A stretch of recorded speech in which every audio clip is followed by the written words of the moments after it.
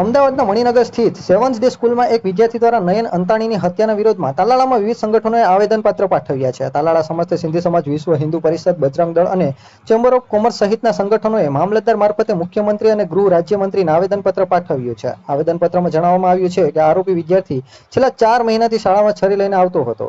તે શિક્ષકોને પણ ધમકાવતો હતો. આ બાબતે શાળા દ્વારા કોઈ કાર્યવાહી કરવામાં ન આવી.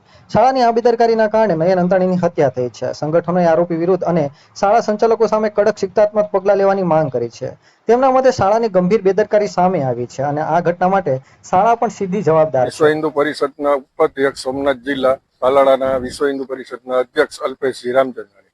અમદાવાદની અંદર સ્કૂલની અંદર જે 15 વર્ષના છોકરાઓ પર ખૂની હુમલો થયો છે અને એની હત્યા થઈ છે, એ હત્યા બાબતના તાલાળાના સિંધી સમાજ તેમજ બધા વિશ્વ હિન્દુ, બજરંગ દળ, ચેમ્બર્સ ઓફ કોમર્સ ને તથા અન્ય સમાજો સાથે જોડાઈ અને આ કામગીરીમાં સાથ સહકાર આપેલ છે. બધાનો ખૂબ ખૂબ આભાર માનીએ છીએ. અને આની અંદર જે છોકરાએ તેમની ઉપર ખૂની હુમલો કર્યો છે તે છોકરો છેલ્લા 4 મહિનાથી સ્કૂલની અંદર છરી લઈને આવતો અને સ્કૂલના ટીચરો અને તેમજ પ્રિન્સિપાલને ડરાવતો. સ્કૂલની બેદરકારી નજર સામે આવે છે તો આની ઉપર કડકમાં કડક કાર્યવાહી જે કરનાર છે તેની ઉપર ને સ્કૂલ ઉપર બંને ઉપર થવી જોઈએ તેવી માંગણી સાથે અમે આવેદનપત્ર આપીએ છીએ.